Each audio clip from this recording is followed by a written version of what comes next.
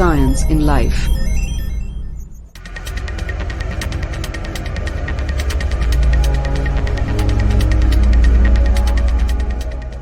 The abortion pill caught in the legal and political storm. Abortion is the termination of a pregnancy before its term or before it can survive outside the womb.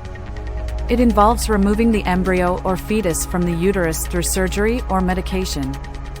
Which method to be used depends on various factors, such as the stage of pregnancy, the woman's health, and the availability of medical services.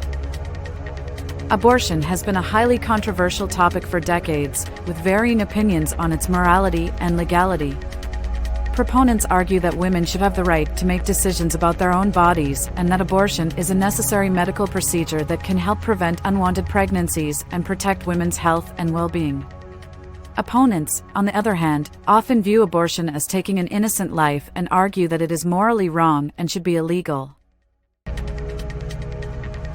There are various laws and regulations governing abortion worldwide, and they differ significantly from country to country.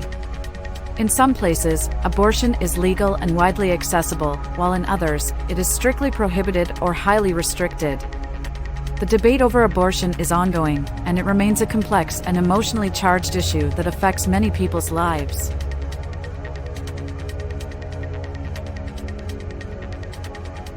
In the United States, 53% of abortions within the first trimester of pregnancy are medically induced using a pill called Mifepristone. The same drug was known as RU486 in the past. 40% of abortion clinics in the country only offer this abortion pill that was approved by the FDA 23 years ago. It has been shown to be safe and proven effective in inducing abortion. Now, the pill has been caught in a political storm with opposing rulings by 2 federal judges. A ruling by a Texas judge is to invalidate the FDA-approved Mifepristone for abortion, pointing out that FDA improperly approved the drug 23 years ago, brushing off its safety concerns.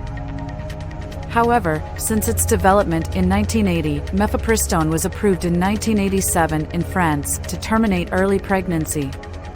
It took 13 years to introduce Mifepristone to the United States. Only in 2000 was the drug approved in the United States for the same indication. That was after the FDA's comprehensive review of Mifepristone's safety and efficacy data. Within an hour after the ruling by the Texas judge, a Washington state federal judge issued a ruling contradicting the previous one, indicating the FDA should do nothing to halt the availability of the pill in most states where abortion is allowed. Soon after, over 400 pharmaceutical leaders strongly condemned the ruling by the Texas judge, saying that if the court can reverse the decision on an FDA-approved drug, disregarding the science, then all drugs will be at risk for the same legal challenge. The governor of Massachusetts ordered stockpiling 15,000 doses of Mifepristone. Amidst all this political turmoil, the legal consequences are now to be resolved in the Fifth Circuit, the most controversial appeals court in the United States. Leaving aside the drug's current legality, let's look into the science behind Mifepristone. Mifepristone is the primary pill in the 2-drug combination used to induce abortion through the 10-week gestation period. That means 70 days or less since the first day of the last menstruation period. In the 2-drug combination, Mifepristone pairs with misoprostol for rapid and effective termination of pregnancy. What is Mifepristone? It is a small molecule drug, an antagonist, that blocks progesterone, a steroid hormone essential for a woman's reproduction and pregnancy. A progesterone antagonist is an impersonator or a dummy of progesterone that binds the cellular receptor intended for progesterone, thereby inhibiting the hormone's function. To do that, Mifepristone has a structure and shape close to progesterone. It was developed by Roussel a French drug company, hence, it was initially called RU486. The drug RU486, the same as Mifepristone, revolutionized the practice of abortion and earned the title "The Pill That Changes Everything" on the cover of the June 14 issue of Time magazine in 1993. It is on the World Health Organization's list of essential medicines. How does Mifepristone induce abortion? Being an anti-progesterone agent, it blocks the action of progesterone, the critical hormone required to prepare and maintain the endometrium, or inner wall of the uterus, to take hold of the early embryo until the placenta is developed to anchor it. Progesterone is secreted by the corpus luteum, the remnant body of the ovarian follicle, after ovulation or releasing the egg. The body expects the released egg would fertilize and find its way to the uterus as an early embryo for development. Corpus luteum secretes progesterone until the placenta develops at weeks 8 and 12, upon which the placenta takes over the production of progesterone. If the egg is not fertilized, the corpus luteum disintegrates, reducing the unwanted progesterone. In a natural menstrual cycle, if the egg is not fertilized, the already thickened inner lining of the uterus starts shedding, resulting in menses. This is due to the natural reduction of the progesterone level with the decay of the corpus luteum. However, if the progesterone level is artificially reduced by medication, even in the presence of pregnancy, the endometrium that secures the embryo will start to deteriorate or detach, resulting in an abortion. This is precisely what mifepristone does. Progesterone plays a vital role throughout pregnancy.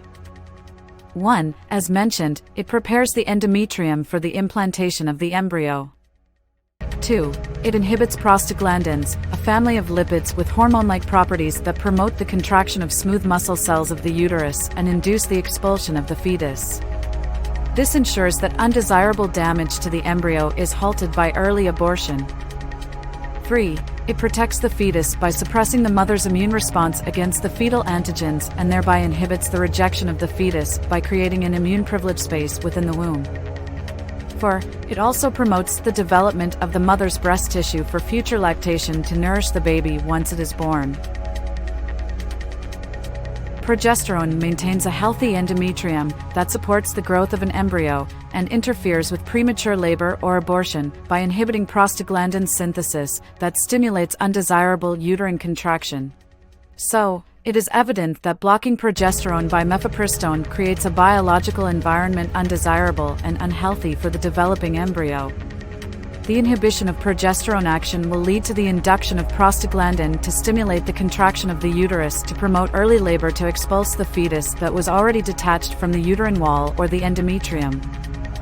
To quicken the process of abortion, the second drug, misoprostol, an analog or an agonist of prostaglandin, helps to rapidly induce the contraction of the uterus and labor. FDA-approved misoprostol to prevent and treat gastric ulcers caused by nonsteroidal anti-inflammatory drugs NSAIDs. Its use in abortion and other gynecological applications is off-label. Misoprostol comes in its brand name, Cytotec, 200 micrograms. It is also used to manage natural miscarriages in women, combined with mifepristone. Mifepristone comes in two marketed brands, Mifepristone, 200 mg, and Korlym, 300 mg. High-dose mifepristone, 300 mg, is given to regulate blood glucose levels in patients with Cushing's syndrome, another indication of this drug that the FDA has approved. A 600 mg dose of mifepristone is given as emergency contraception within 72 hours of unprotected sex. However, this is not the commonly known morning-after pill, which has a different drug. For early abortion 70 days or less, day 1 mifepristone, 200 mg, oral followed by day 3 misoprostol, 800 micrograms, sublingual. Mifepristone side effects include nausea, weakness, back pain, fever and chills, vomiting, headache, diarrhea, and dizziness. Misoprostol shares similar side effects.